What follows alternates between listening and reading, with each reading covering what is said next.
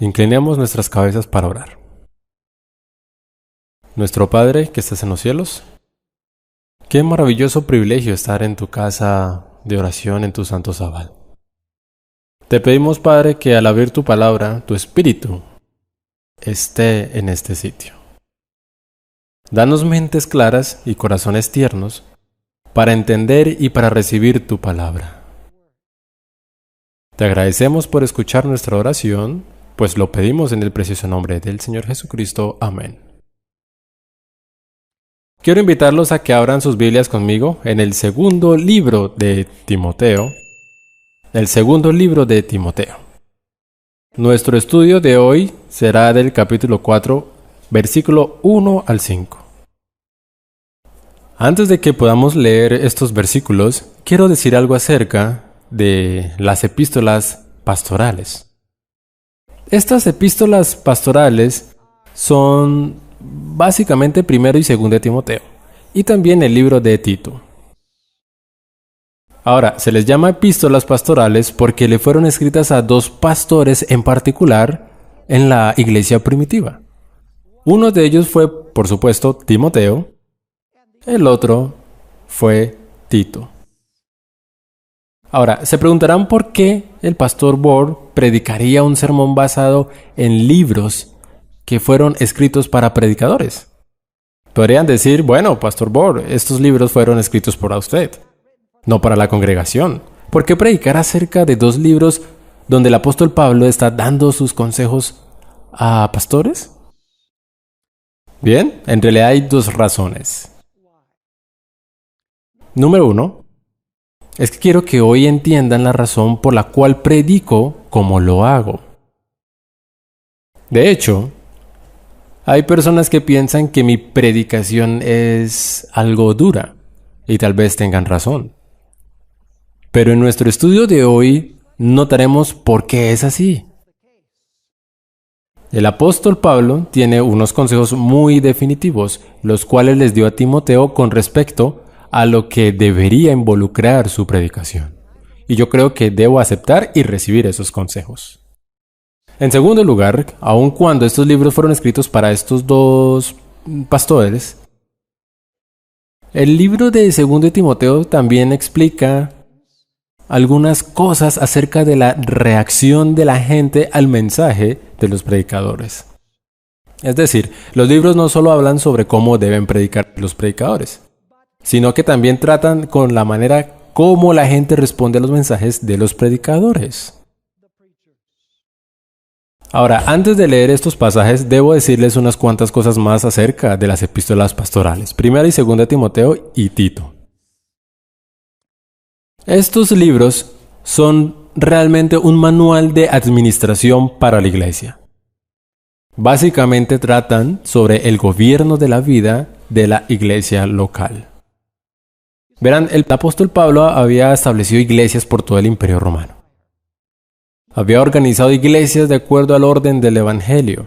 Es decir, había establecido líderes como obispos, diáconos y ancianos. Y como la iglesia había sido organizado, era necesario tener un manual para gobernar la iglesia, para describir los deberes de cada uno de estos oficiales de la iglesia y para enseñarles lo que necesitaban hacer para administrar la iglesia. Entonces, primera y segunda de Timoteo y Tito son libros que tratan acerca de la administración de la iglesia local. Ahora, cuando el apóstol Pablo escribió estas cartas a Timoteo y a Tito, él estaba en su segundo aprisionamiento en Roma. De hecho, estaba a punto de ser decapitado por el emperador Nero. Y estando ahí en prisión, esperando la ejecución, el apóstol Pablo sintió una gran urgencia concerniente a ciertas herejías y enseñanzas que estaban empezando a escurrirse dentro de la iglesia cristiana. De hecho, en estas epístolas encontramos un tono algo diferente a los otros escritos del apóstol Pablo. En estas epístolas, primera y segunda de Timoteo y Tito, el apóstol Pablo usa ciertas expresiones bastante claves, como por ejemplo, habla acerca de la importancia de la verdad. Habla sobre la fe, No el tener fe, sino la fe, el contenido de la fe. Usa la expresión sana doctrina muy frecuentemente en sus cartas. Y se vuelve muy claro que el apóstol Pablo está muy preocupado por la ortodoxia doctrinal. Está preocupado por lo que está enseñándose en la iglesia cristiana. Está interesado en la preservación de la sana doctrina. Como está en prisión, está a punto de morir, ve las herejías introduciéndose en la iglesia. De hecho, habla de 2 lobos metiéndose dentro del rebaño, los cuales no lo perdonan. Así que el apóstol Pablo habla sobre la importancia de la fe, de la verdad y la sana doctrina. Ahora, quiero leer el pasaje que vamos a estudiar de manera particular esta mañana. Segunda de Timoteo, capítulo 4, versículo 1 al 5. Recuerden aquí que el apóstol Pablo le habla a un predicador, a Timoteo. Te encarezco delante de Dios y del Señor Jesucristo, que juzgará a los vivos y a los muertos en su manifestación y en su reino. Que prediques la palabra, que instes a tiempo y fuera de tiempo, redarguye, reprende, exhorta, con toda paciencia y doctrina, porque vendrá tiempo cuando no sufrirán la sana doctrina, sino que teniendo comezón de oír, se amontonarán maestros conforme a sus propias concupiscencias, y apartarán de la verdad el oído, y se volverán a las fábulas. Este es el pasaje que vamos a estudiar particularmente en nuestro estudio de hoy. Lo que vamos a hacer es básicamente ir frase a frase, tratando de determinar el significado de cada frase para averiguar por qué el apóstol Pablo le está dando este consejo a Timoteo, estando Pablo en prisión en Roma. Notamos primero que nada que el pasaje empieza diciendo: te encarezco delante de Dios y del Señor Jesucristo, que juzgará a los vivos y a los muertos en su manifestación y en su reino.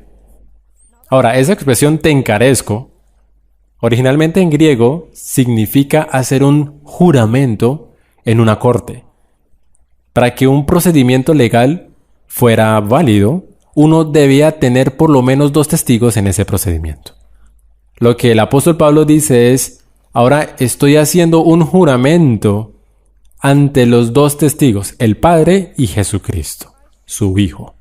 En otras palabras, estoy haciendo un juramento ante una corte, estoy dando testimonio solemne ante Dios de que tú y Timoteo vas a predicar la palabra de Dios. Es decir, esta fórmula introductoria hace que esto sea muy serio. El apóstol Pablo está dando un consejo bajo juramento en la presencia de Jesucristo y en la presencia de Dios el Padre. Debe ser extremadamente importante, y el apóstol Pablo dice que la razón por la que hago este juramento ante el Señor Jesús y ante el Padre es porque voy a ser juzgado cuando el Señor venga, y tú serás juzgado cuando el Señor venga. Ahora noten que el pasaje continúa diciéndole a Timoteo que predique la palabra. Inmediatamente surge una pregunta. ¿A qué palabra se refiere el apóstol Pablo? Bien, pues si uno mira los versículos anteriores, en el capítulo inmediatamente anterior, veremos que el apóstol Pablo le da la orden a Timoteo que él ha estudiado las Sagradas Escrituras desde que era un niño. Y entonces el apóstol Pablo continúa diciendo que toda escritura es inspirada por Dios. Por lo que las escrituras de las cuales habla el apóstol Pablo en este contexto son las Sagradas Escrituras, es decir, la Biblia, la palabra de Dios escrita, santa e inspirada. Entonces el apóstol Pablo le dice a Timoteo: predica la palabra. Y luego le dice que instes. ¿Qué significa eso de que instes? Simplemente significa estar listo para predicar en cualquier momento. De hecho, la siguiente expresión es que instes a tiempo y fuera de tiempo. Eso significa con o sin notificación previa. Es decir, uno siempre debería tener sermones listos en la Biblia para poder predicar en caso de que se le pida. No solo cuando se le pide con antelación, sino también cuando es espontáneo. En otras palabras, uno debe estar listo para predicar la palabra de Dios en todo momento. Es importante notar que este pasaje hay 9 imperativos. Probablemente sepan lo que es un imperativo. Son mandatos, son órdenes. Aquí el apóstol Pablo no está diciendo, sabes, sería bueno si predicaras la palabra. Sería bueno que instaras a tiempo y fuera de tiempo, cuando es conveniente y cuando no. El apóstol Pablo no está diciendo eso. Esos son imperativos.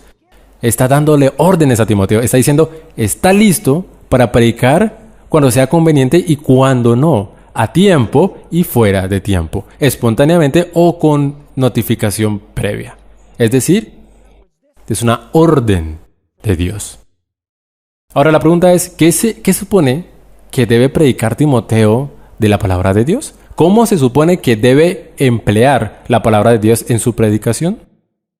Bien, pues uno encuentra imperativos adicionales.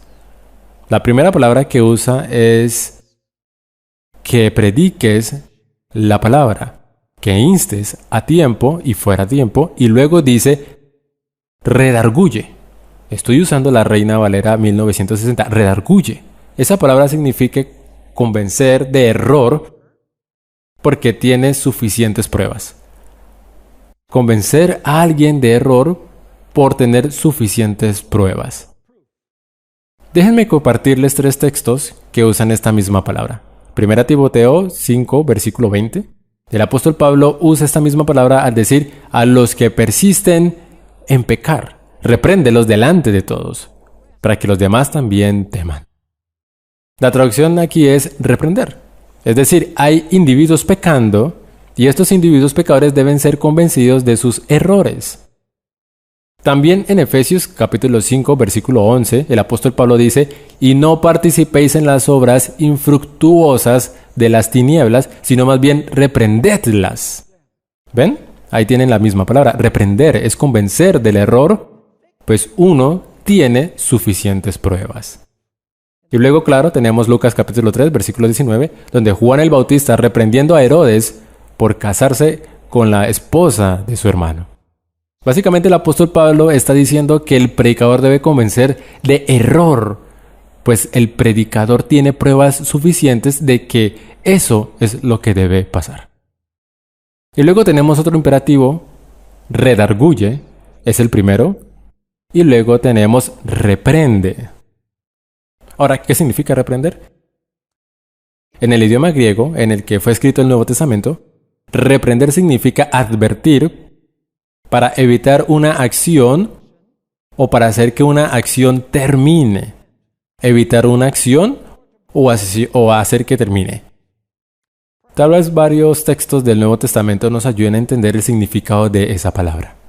Por ejemplo, en Mateo 8, versículo 26, se nos dice que el Señor Jesús reprendió los vientos cuando hubo la tormenta en el lago. Es decir, Él quiere que los vientos dejen de soplar, que dejen de portarse mal, por así decirlo. Luego tenemos, por ejemplo, Mateo 19, versículo 13, donde los discípulos reprendieron a los niños y trataron de evitar que fueran a Jesús. También tenemos Mateo capítulo 19, versículo 1, donde hay un uso similar de esta palabra. Básicamente significa advertir para evitar una acción o hacer que una acción termine.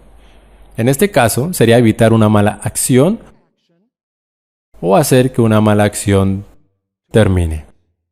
Ahora, esto no es un trabajo agradable, pero debe ser hecho. El apóstol Pablo está diciendo, debes redarguir, debes reprender.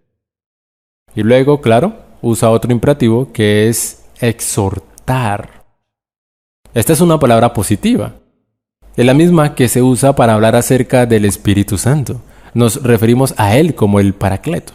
Hablamos del Espíritu Santo como quien ha sido llamado al lado de alguien, un ayudador, por así decirlo.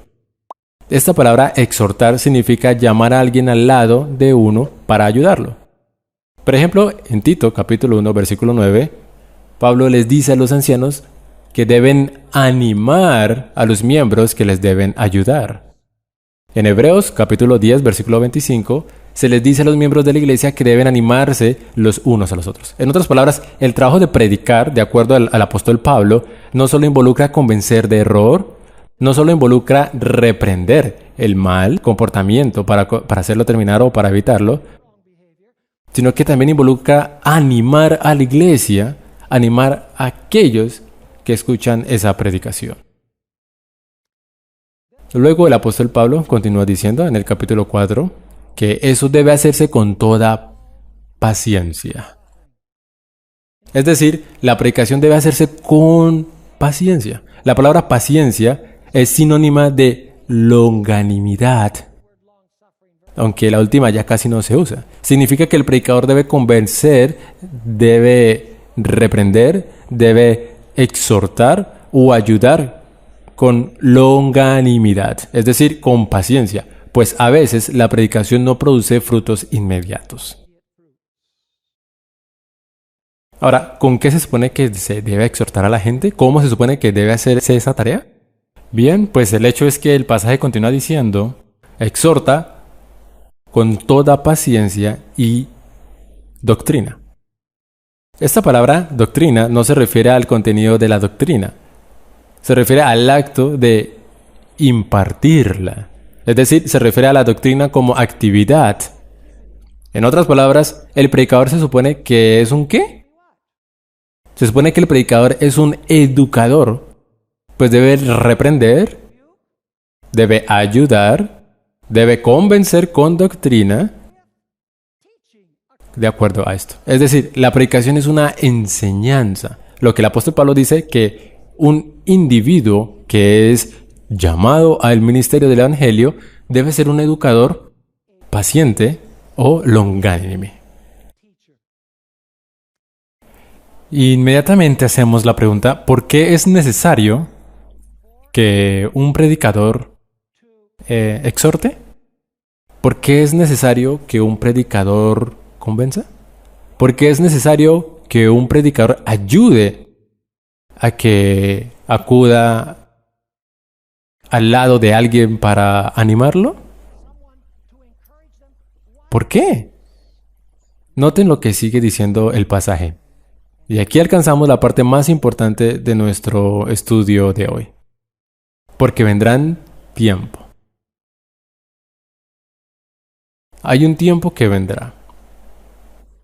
¿Pero qué significa eso de que vendrá el tiempo? ¿Vendrá el tiempo de qué? Continuemos leyendo. Porque vendrá tiempo cuando no sufrirán. Me pregunto, ¿a quiénes se refiere aquí el apóstol Pablo? Viene el tiempo en que unas personas, ¿saben? Si leen las epístolas pastorales, no tenemos tiempo de leer todos los versículos, pero en las epístolas pastorales el apóstol Pablo les habla a los miembros de la iglesia. Ya he mencionado que este es un manual de disciplina para la iglesia, es un manual para la organización de la iglesia. Entonces, cuando el apóstol Pablo dice que el tiempo vendrá en que no sufrirán, no se está refiriendo a los gentiles, no se está refiriendo a los paganos, está refiriéndose a las personas que profesan el nombre del Señor Jesús, porque vendrá tiempo cuando no, ¿qué? Noten, cuando no sufrirán, ¿qué? La sana doctrina. Esa palabra sufrir significa que no tolerarán, que no se aguantarán la sana doctrina. ¿Por qué el apóstol Pablo le dijo a Timoteo que debía predicar así? Que predicara la palabra, que instara a tiempo y fuera de tiempo, que redarguyera, que reprendiera, que exhortara. Todos estos son órdenes.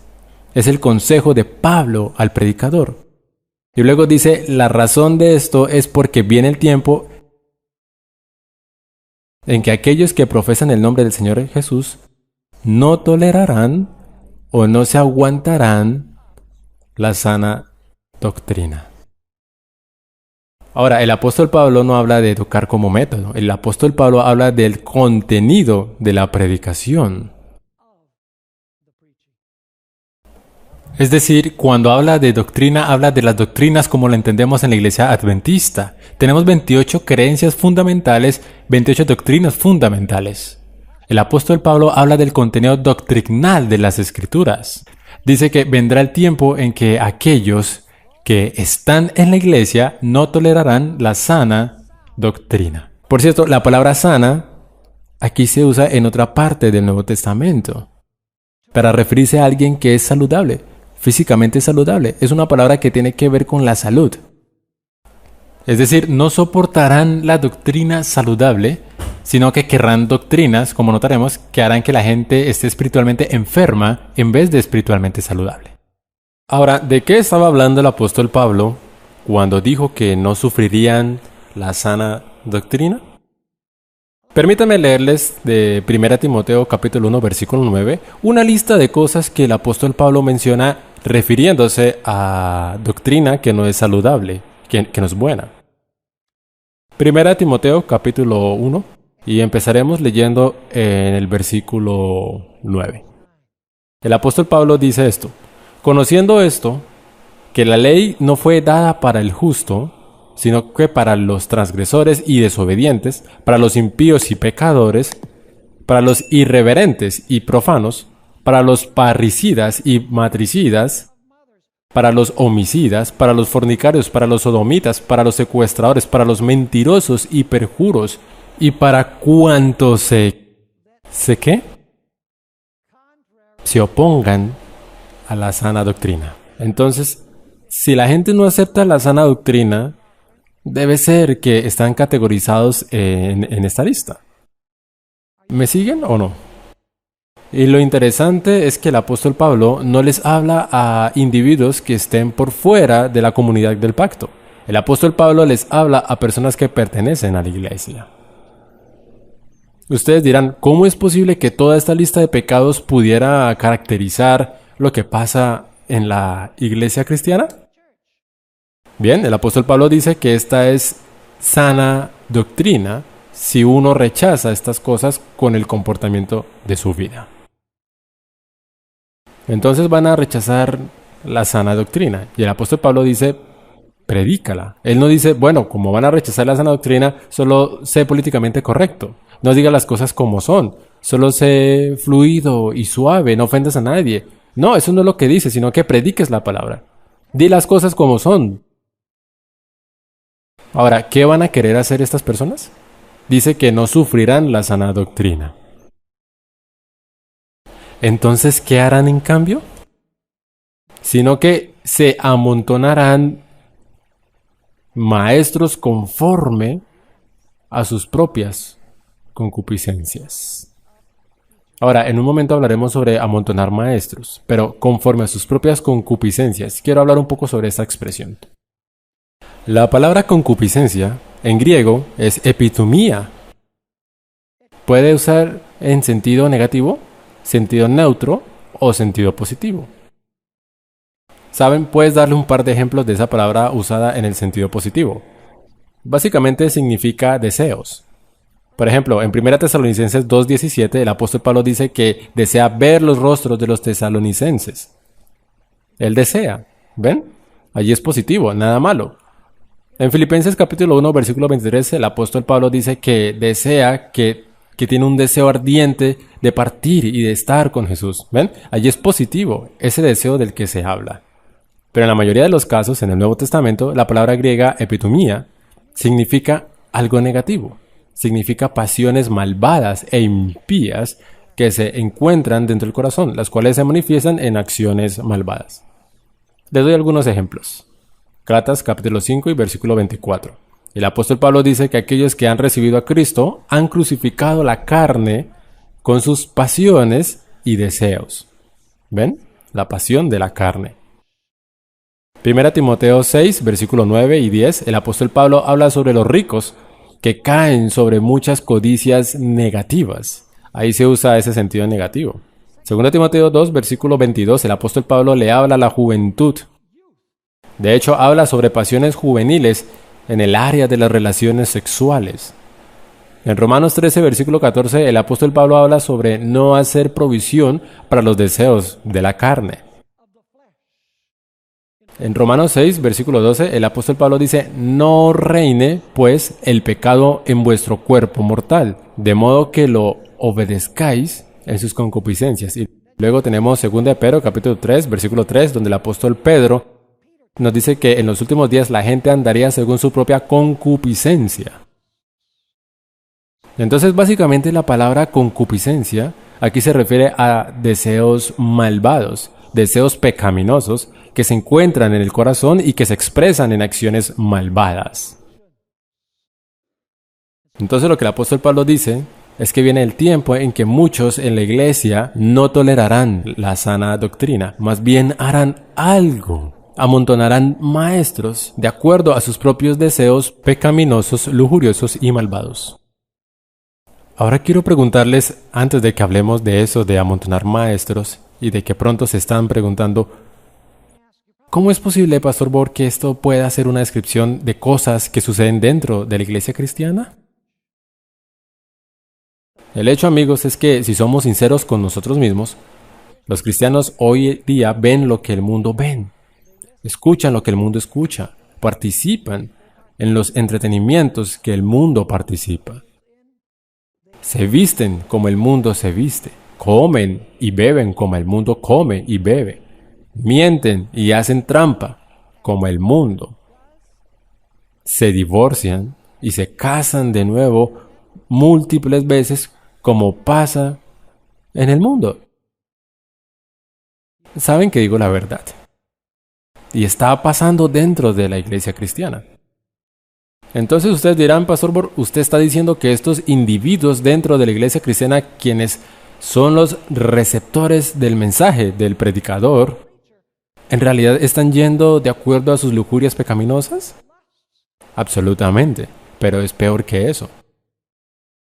Verán no solo, dice el apóstol Pablo, que la gente dentro de la iglesia va a querer vivir de acuerdo a sus deseos pecaminosos. Dice que de hecho, van a intentar justificar lo que hacen. Aquí es cuando llegamos a la siguiente porción del pasaje. El apóstol Pablo dice, se amontonarán. La Nueva Versión Internacional dice, se rodearán de maestros. Ahora, notarán que en la versión Reina Valera de 1960 dice que se amontonarán. Es un pronombre reflexivo, lo cual quiere decir que no es que los maestros van a venir a imponer su voluntad sobre la iglesia. Es la iglesia misma la que está decidiendo amontonar maestros. Están amontonando maestros para ellos mismos. Es decir, la iglesia quiere que estos maestros estén en su medio. En otras palabras, los maestros no son responsables. Los que amontonan maestros son los responsables. Déjenme leerles una de las declaraciones del Espíritu de Profecía en cuanto a cómo veía Ellen White la condición de la iglesia en su día. ¿Qué diría hoy? En el conflicto de los siglos, página 577, dice ella, los que no quieren aceptar las verdades claras y contundentes de la Biblia están siempre buscando fábulas agradables que tranquilicen la conciencia. Mientras menos apelen a la espiritualidad, a la abnegación y a la humildad, las doctrinas presentadas, mayor es la aceptación de que gozan. Esas personas degradan sus facultades intelectuales para servir sus deseos carnales. Primeros Escritos, página 273. Lo que voy a leer ella lo escribió en la década de 1840. Dice, vi desde que el segundo ángel proclamara la caída de las iglesias, estas se han estado volviendo cada vez más corruptas. Tienen el nombre de seguidoras de Cristo, pero es imposible distinguirlas del mundo. Los ministros sacan sus textos de la palabra de Dios, pero predican cosas agradables. Contra esto, el corazón natural no tiene objeción. Lo que resulta odioso para el corazón carnal es tan solo el espíritu y el poder de la verdad.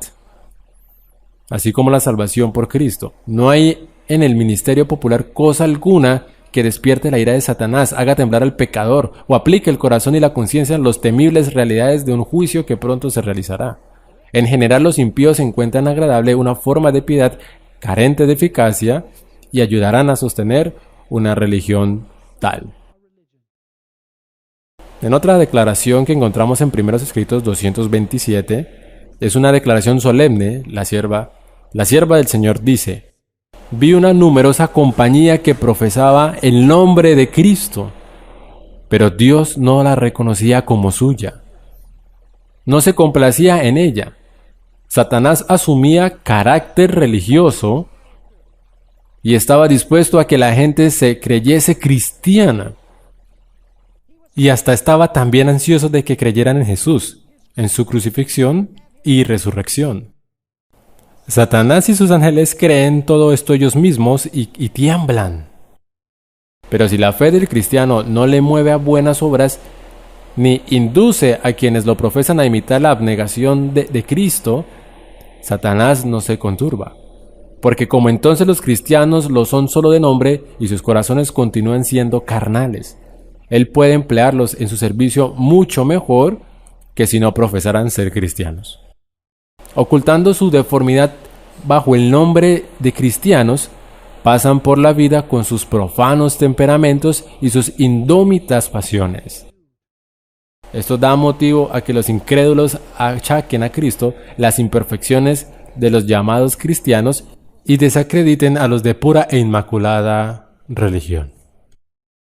Ahora habla de los ministros, dice: los ministros ajustan sus sermones al gusto de los cristianos mundanos.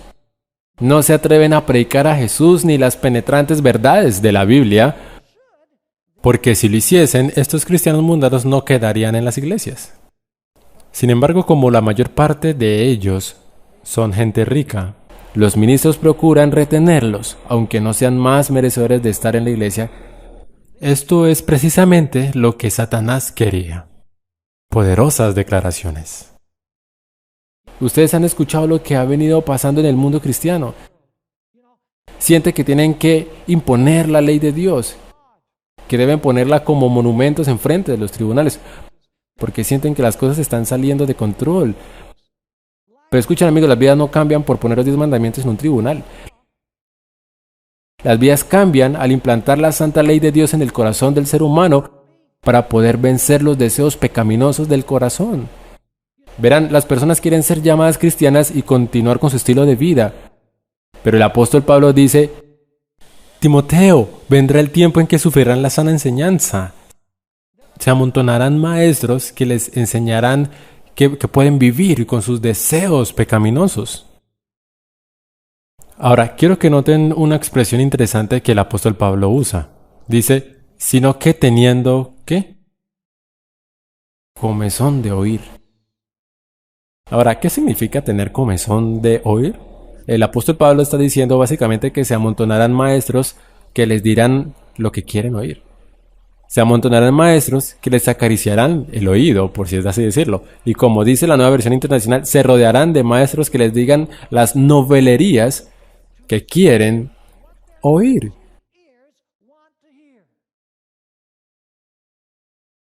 Escuchamos mucho en el mundo hoy, incluso en la iglesia, acerca de satisfacer las necesidades de la gente.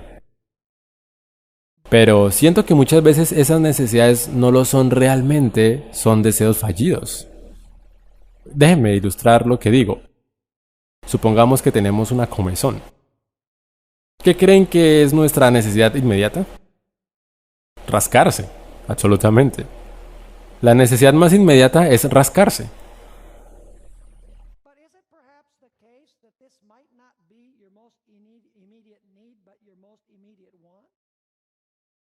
Supongamos que esa comezón que tenemos y que satisfacemos al rascarnos es cáncer de piel. ¿Podríamos decir que la necesidad más inmediata es rascarla? Absolutamente no. ¿Cuál sería la necesidad más inmediata? Sería ir al doctor, ¿para qué?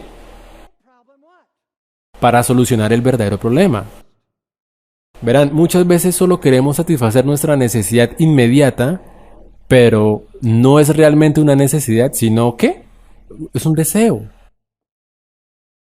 Y no queremos satisfacer lo que realmente necesitamos, sino lo que realmente deseamos. ¿Saben? Lo mismo pasaba en el día de Jeremías. En Jeremías 5:31 se nos dice: los profetas profetizaron mentira y los sacerdotes dirigían por manos de ellos, y mi pueblo así lo quiso. Saben, no me gusta mucho la versión de la Biblia viva, pero a veces leo la paráfrasis a ver si captura el sentido del texto. Me gusta la Biblia viva. En el versículo 3 dice esto: llegará el momento en que la gente no querrá escuchar la sana enseñanza, sino que, guiada por sus propios deseos, se rodeará de maestros que le digan lo que desean oír. ¿Entienden lo que el apóstol Pablo dice aquí? Notémoslo de nuevo. El apóstol Pablo dice: te encarezco bajo juramento. Es bajo juramento que digo esto, ante Dios y ante Jesucristo, quien me va a juzgar si no lo digo bajo juramento. Dice: predica la palabra. Por cierto, en el contexto se refiere a las escrituras, a las santas escrituras inspiradas. Predica la palabra. Insta a tiempo y fuera de tiempo, es decir, esté listo para predicar en cualquier momento y en cualquier lugar. Convence, reprende, exhorta, con toda paciencia y doctrina, como método. ¿Por qué? Dice: porque vendrán tiempo cuando no sufrirán, no tolerarán la sana doctrina. Se refiere al contenido de esa sana doctrina, no al método, sino al contenido.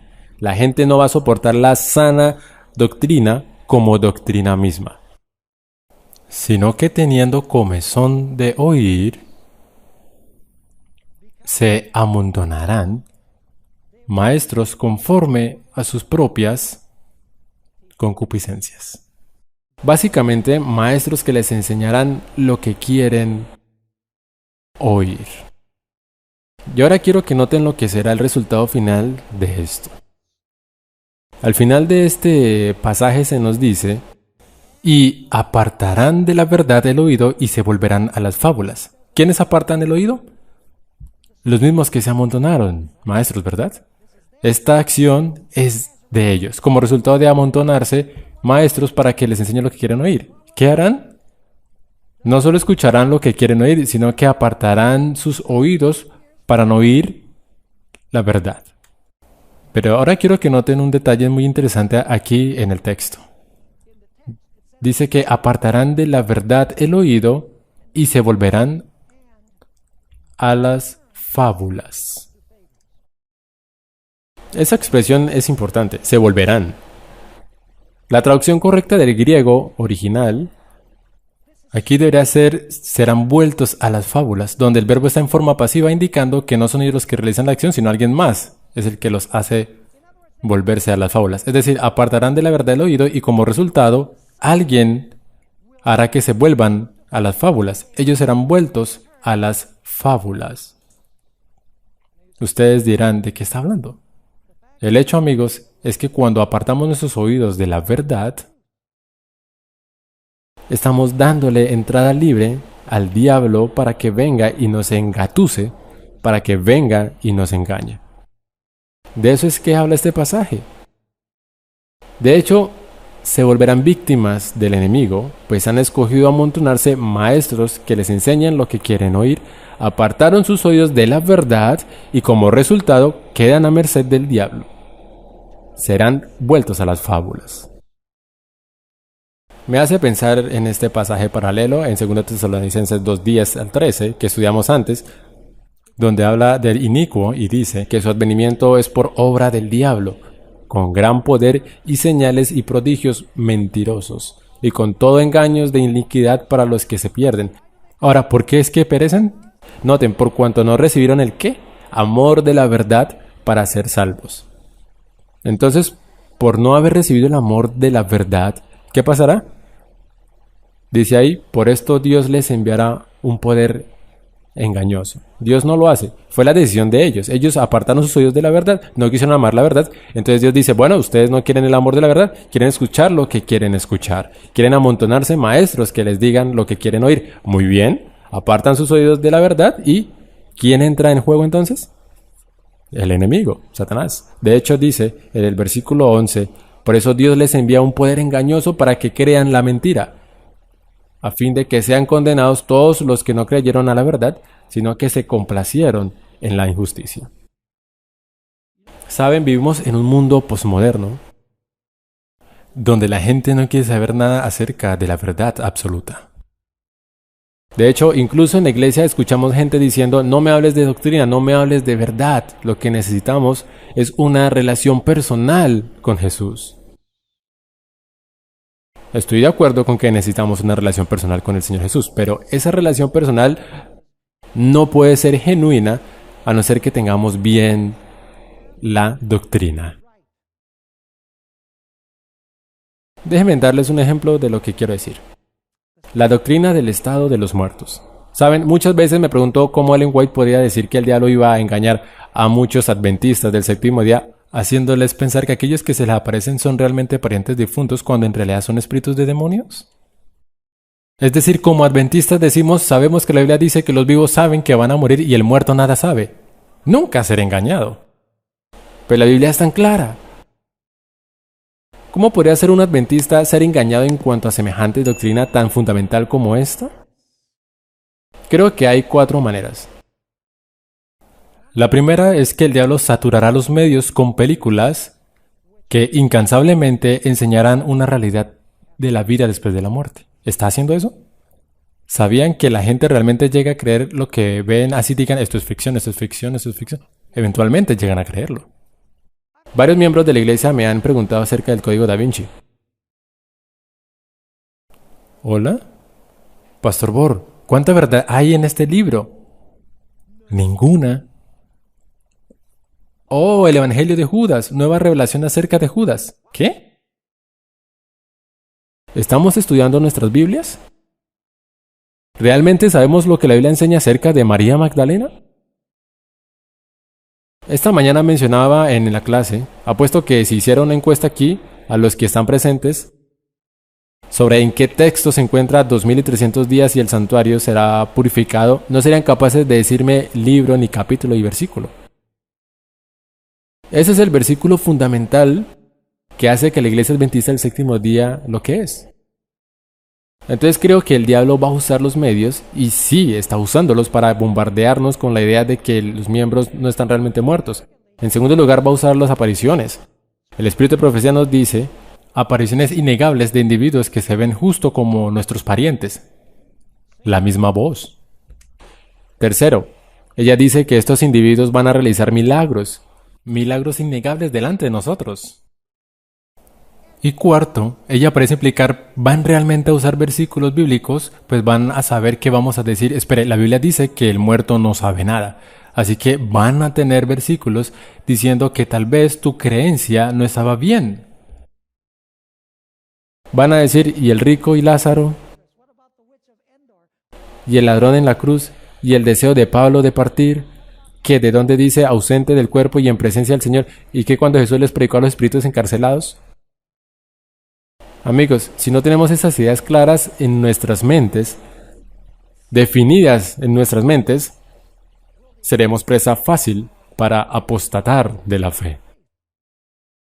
Noten lo que Ellen White tiene que decir en cuanto a este poderoso engaño. Conflicto de los siglos, página 540, dice: el adversario puede invocar ante los hombres la apariencia de sus amigos fallecidos.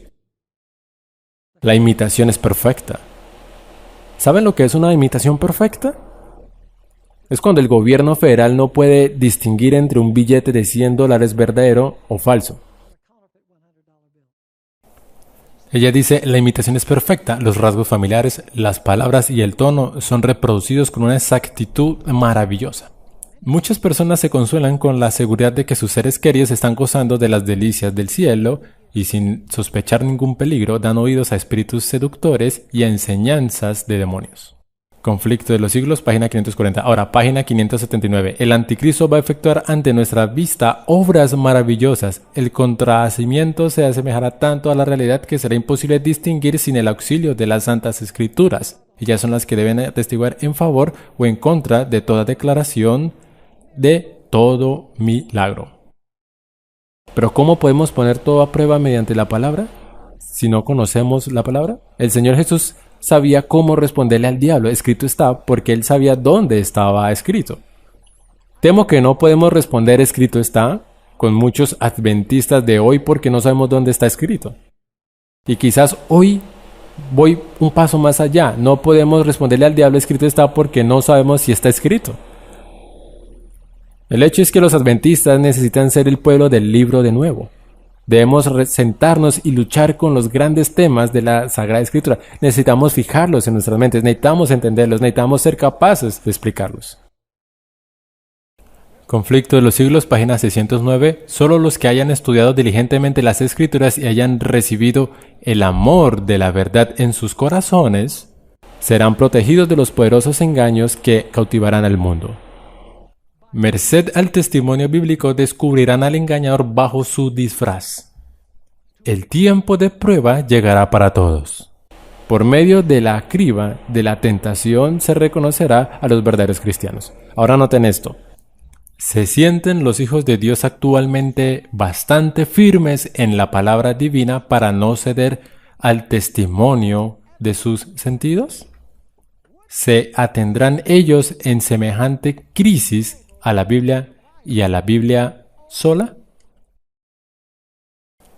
Una última declaración de Ellen White con respecto a esa doctrina del estado de los muertos. Primeros Escritos, página 87. Dice: Satanás tendrá poder para hacer aparecer delante de nosotros, los adventistas, formas que se den por nuestros parientes y amigos que ahora duermen en Jesús.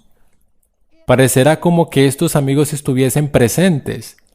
Serán habladas las palabras que pronunciaban cuando estaban aquí, con las cuales nos hemos familiarizado, y el mismo tono de voz que tenían en vida caerán en nuestros oídos. Todo esto será destinado a engañar a los santos. No al mundo, a engañar a los santos y seducirlos para que crean en este engaño. Y luego ella nos da el antídoto. Dice: vi que los santos deben obtener una comprensión cabal de la verdad presente, que deberán sostener por las Escrituras. Necesitan comprender lo referente a la condición de los muertos. ¿Qué es lo que debemos entender? ¿Alguna vez se han sentado a escudriñar el pasaje del rico y Lázaro? ¿Saben cómo explicarlo? ¿Está claro en sus mentes? ¿Saben cómo explicar el ausente del cuerpo y presente con el Señor? ¿Sabemos cómo explicar el pasaje que dice que Jesús fue a predicarle a los espíritus encarcelados? Amigos, si no somos persuasivos, si no entendemos estos pasajes, si tenemos dudas, el diablo puede aprovecharse de eso. Ella dice: necesitan comprender lo referente a la condición de los muertos, porque aún les aparecerán espíritus de demonios que se darán por sus seres queridos y parientes y les enseñarán que el día de reposo ha sido cambiado y otras doctrinas ajenas a la Biblia. Harán cuanto esté en su poder para despertar simpatía y realizarán milagros delante de ellos para confirmar lo que declaren. El pueblo de Dios debe estar preparado para resistir a estos espíritus con la verdad bíblica de que los muertos nada saben y que los que se les presentan son espíritus de demonios. ¿Saben? Creo que debemos estudiar las Escrituras para alimentar nuestros corazones. Eso creo. Pero creo también que necesitamos estudiarlas para alimentar y fortalecer nuestras mentes. No es suficiente simplemente estudiar la Biblia de manera devocional. Debemos luchar, de acuerdo con Ellen White, con los grandes temas de la Biblia. Nuestro estudio debe alimentar el corazón y la mente. Debe ser un análisis con razonamiento desapasionado. Y también debe tocar nuestro afecto. Debe tocar ambos hemisferios del cerebro. Pero a veces nos quedamos tanto con el aspecto de la relación, en el aspecto de los sentimientos, en el aspecto devocional, que no nos sentamos realmente a luchar con los asuntos grandes. complejos y problemáticos que encontramos en las Escrituras, para darle una razón a la fe que se encuentra en nosotros. Ahora, amigos, hace unos años, un gran predicador llamado Norman Vincent Peale, ¿saben quién era? Un autor del poder del pensamiento positivo, ¿lo recuerdan? Su mayor discípulo en el mundo hoy es Robert Schuller, de la Catedral de Cristal, que se encuentra en Orange County, en el sur de California. ¿Sabían que Norman Vincent Peale, un predicador presbiteriano, dice haber visto en su difunto padre cantando en el coro de la iglesia? Dice que murió y vio a su difunto padre cantando en el coro de la iglesia. Y dice que un día en su estudio su madre llegó y le tocó el hombro. Ahora escuchen las razones que dio cuando le preguntaron que cómo sabía que era su padre y su madre.